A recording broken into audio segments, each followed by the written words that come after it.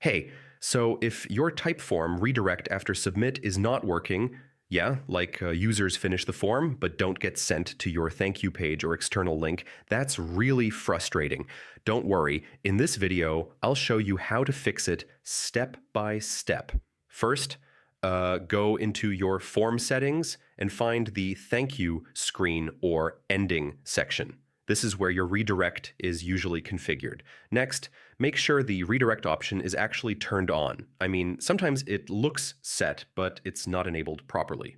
Now, double check your redirect URL. Even a small typo, like missing HTTPS or an extra space, can break it completely. If you're using logic jumps, yeah, make sure every path actually leads to the correct ending screen. Otherwise, users might never reach the redirect step. After that, always test in live mode. Redirects sometimes don't work properly in preview mode, so make sure you're testing the real link. If you're using integrations like Zapier or other automation tools, they might override your redirect settings, so check that too. Sometimes the redirect is blocked by the browser, especially if pop-ups or redirects are disabled.